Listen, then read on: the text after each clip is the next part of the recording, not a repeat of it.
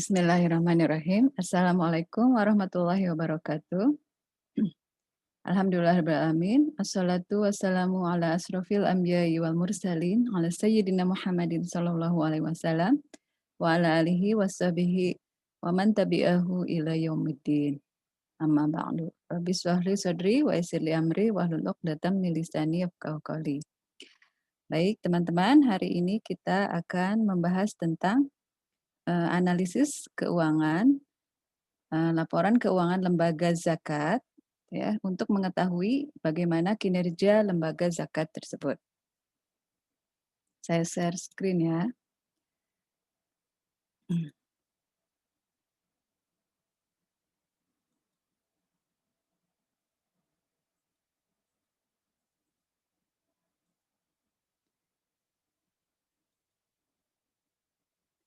Nah, lembaga zakat itu memiliki tanggung jawab yang besar karena memegang kepercayaan baik dari pemerintah maupun dari masyarakat terhadap pengelolaan zakat di Indonesia. Nah, isu yang paling pentingnya adalah memang tentang bagaimana kinerja lembaga zakat tersebut gitu ya. Nah, agar pengelolaan zakat berjalan dengan baik, maka BAS maupun LAS itu harus menerapkan prinsip good organization governance atau tata kelola organisasi yang baik, yaitu dengan memegang prinsip amanah, transparan, dan profesional. Jika prinsip tersebut dilaksanakan, khususnya di negara mayoritas beragama Islam, maka manfaat zakat mungkin akan semakin dirasakan oleh masyarakat. Ya. Nah, ini ada beberapa contoh lembaga amil zakat yang sudah diakui oleh pemerintah gitu ya, baik dari agama Islam maupun ada juga dari lembaga donasi dari agama Kristen ya. Nah, salah satu yang paling terkenal itu tentunya Basnas, kemudian Dompet Duafa, Yayasan Amanah Takaful, Pos Keadilan Peduli Umat, dan lain-lain ya. Jadi nanti teman-teman untuk tugas yang akan dipresentasikan minggu depan itu teman-teman mencari laporan keuangan dari masing-masing lembaga tersebut gitu ya. Nah, nanti kemudian dianalisis menggunakan rasio-rasio yang akan saya jelaskan ya. Nah, ini adalah potensi zakat ya yang masih dapat dimaksimalkan lagi oleh lembaga zakat. Kemudian untuk laporan keuangan lembaga zakat sendiri itu ada 5 laporan ya. Jadi laporan nanti rasio yang akan teman-teman presentasikan itu diekstrak dari laporan-laporan yang dijelaskan seperti ini ya. Yang pertama adalah laporan posisi keuangan, kemudian laporan perubahan saldo dana, laporan aset kelolaan, arus kas, dan catatan atas laporan keuangan. Nah, di sini karena lembaga zakat merupakan organisasi nirlaba atau non-profit, maka tidak ada laporan laba rugi ya seperti halnya perusahaan bisnis. Melainkan hanya menampilkan saldo dana yang merupakan selisih dari penghimpunan dan penggunaan dana masyarakat dikurangi dengan penggunaannya gitu ya. Penggunaan dana zakat atau penyalurannya. Nah, yang dimaksud dengan kinerja keuangan adalah gambaran prestasi yang dicapai oleh lembaga zakat dalam operasionalnya. Baik itu menyangkut aspek keuangan, pemasaran, penghimpunan, dan penyaluran dana, teknologi maupun sumber daya manusia. Nah, tentunya biasanya dari laporan tahunan ya bisa diketahui perkembangan dari eh, semua item-item ini gitu ya, termasuk ke dalamnya teknologi dan sumber daya manusia. Nah, untuk lembaga zakat atau non-profit, itu rasio yang digunakan eh, yaitu rasio penelitian dari Ricci dan Kolodinsky tahun 2003. Nah, di mana rasio ini digunakan untuk mengukur kinerja keuangan organisasi nirlaba. Ya. Nah, ada 5, nanti teman-teman mencari 5 rasio ini, kemudian menganalisisnya ya dari rasio ini. Karena dari rasio ini nanti akan ada ukuran-ukuran gitu ya, bagaimana kinerja lembaga zakat tersebut ya. Yang pertama adalah rasio total pendapatan atau perolehan dana dibagi dengan total asetnya ya. Nah, yang pertama ini berarti teman-teman carinya dari mana? Dari kalau kita lihat laporan keuangan ya tadi, total perolehan dana, ini kan ada laporan perolehan dana nih, penerimaan ya di sini ya. Misalnya ini kasusnya, tahun 2013 untuk, laporan keuangan Basnas ya. Di sini total penerimaannya adalah 59 juta, 59 miliar maaf. Nah kemudian asetnya berarti cari dari total aset dan di laporan posisi keuangan. Ini di total asetnya ini ya. Di sini jumlah aset yang 2013 adalah 27, miliar gitu ya. Jadi seperti itu. Nah, kemudian yang kedua, ukurannya yang pertama tuh ya, jika rasio di atas satu menunjukkan bahwa pendapatan tahunan lebih besar dari total aset, kan. Sedangkan nilai mendekati satu menunjukkan bahwa organisasi memiliki pendapatan yang sedikit di bawah penilaian aset, gitu ya. Jadi dapat disimpulkan, jika rasionya di atas satu, maka organisasi pengelola zakat ini kinerjanya semakin baik, gitu ya. Jadi nanti teman-teman, cari di masing-masing, nanti kan dibagi 3 kelompok. Nah, masing-masing mencari, laporan keuangan, beda ya. Jadi yang pertama nanti saya kasih laporan keuangan dompet duafa, kemudian nanti, yang lainnya menyusul ya. Nah, berikutnya adalah total pendapatan atau perolehan dana dikurangi total biaya atau penggunaan dana dibagi total aset, gitu ya. Nah, jadi, ini saya kira jelas ya. Jadi sama seperti tadi dilihat dari, laporan penerimaan dan penyaluran ya, maka tadi tuh penerimaan gitu ya, dikurangi penyaluran yang ini ya,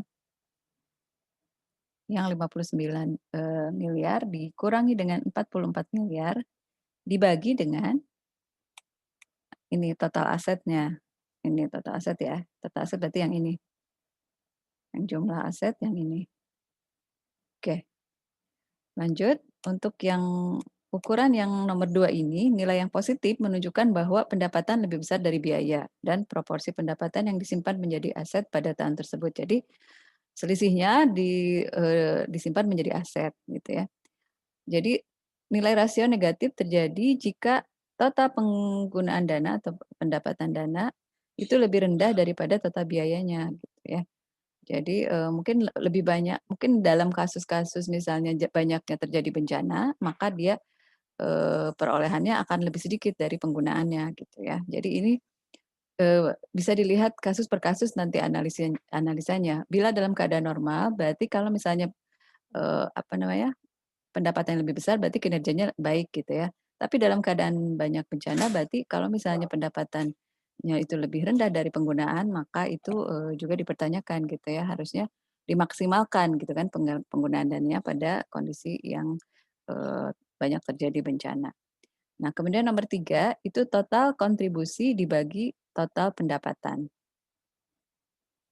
Nah, total kontribusi ini adalah, eee, nilai, apa namanya, jumlah dana yang dititipkan dari lembaga zakat lain atau kontribusi dari pemerintah. Misalnya Basnas itu mereka punya dana dari APBN gitu ya, yang biasanya apa namanya, disalurkannya itu tetap gitu ya. Jadi ada kontribusi yang, sukarela dari pemerintah tanpa usaha dari si OPZ sendiri gitu.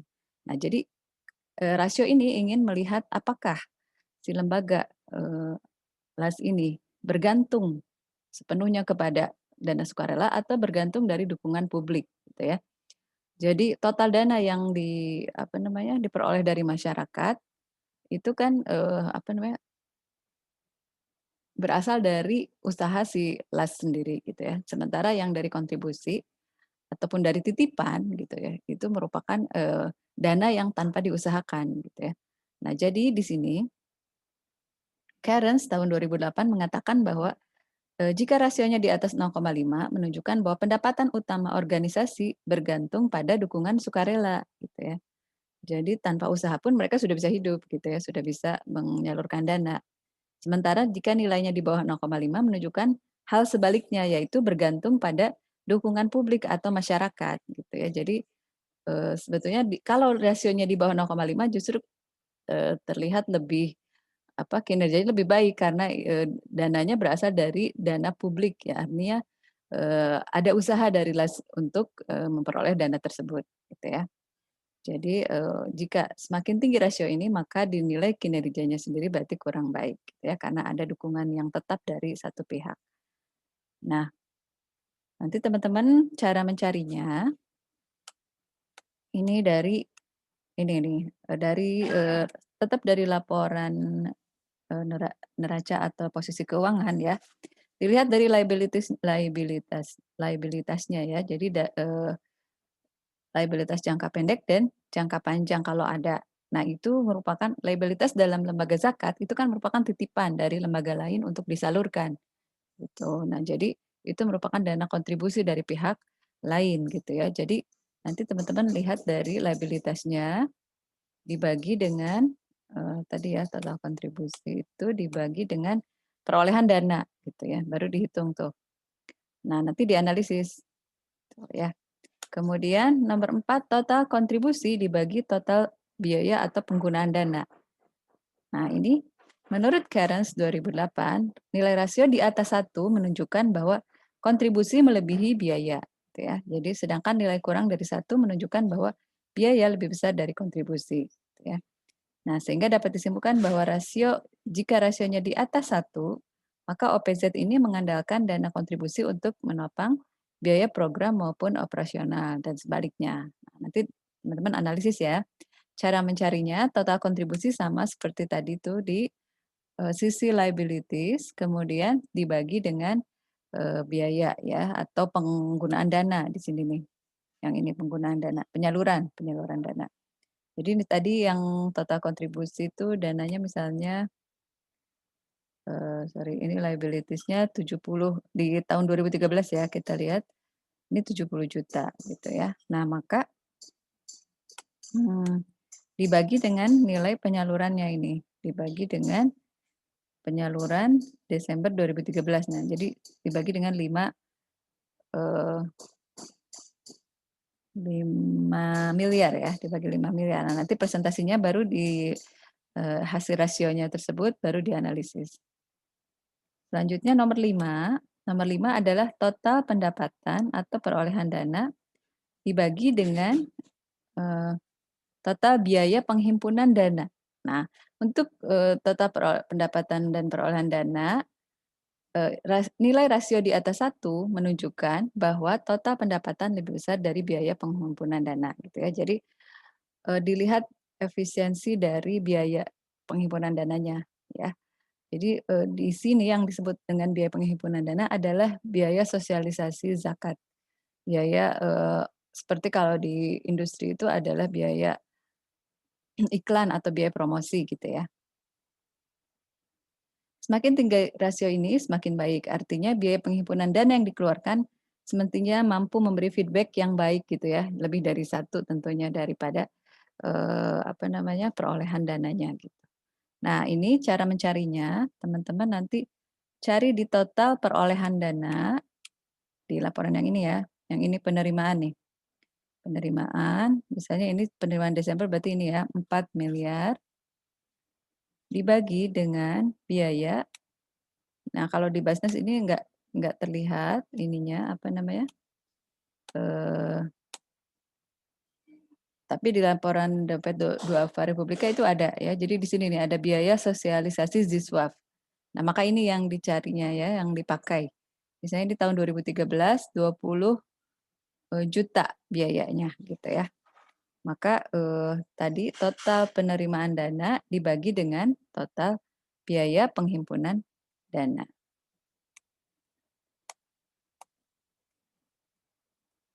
Nah, yang ini ya, total pendapatan atau perolehan dana dibagi dengan total penghimpunan dana. Semakin tinggi rasio ini menunjukkan bahwa pendapatannya itu, lebih besar dari biaya penghimpunan dana, ya. Nah, jadi inilah 5 rasio yang harus teman-teman cari apa namanya, di laporan keuangan lembaga zakat, kemudian nanti teman-teman, analisis gitu ya, dan hasilnya dipresentasikan.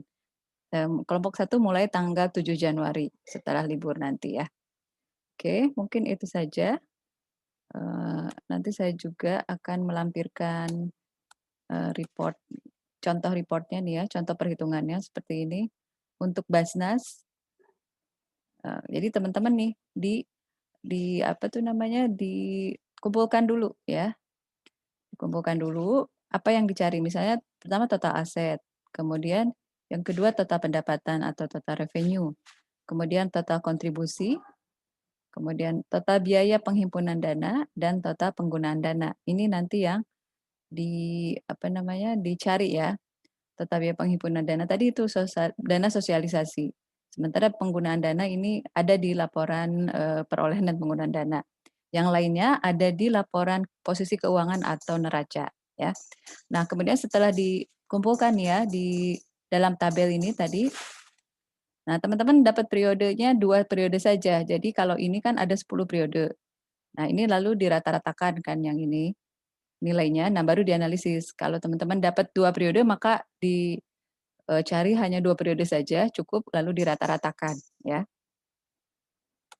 Nah ini contoh perhitungan untuk yang pertama nih, pendapatan dibagi total Basnas total aset Basnas. Ini nanti dapat rasionya. Nah lalu dirata-rata kan, dirata-rata lalu dianalisis. Nah ini nomor 2 juga ada contoh perhitungannya. Yang nomor 3, nomor 4, dan nomor 5 ya. Nah jadi itu saja, semoga, ada manfaatnya. Dan mohon maaf bila ada kekurangan. Kita tutup dengan membaca hamdalah dan doa penutup majelis. Alhamdulillahirabbil alamin. Subhanakallahumma wa bihamdika asyhadu alla ilaha illa anta astaghfiruka wa atubu ilaik.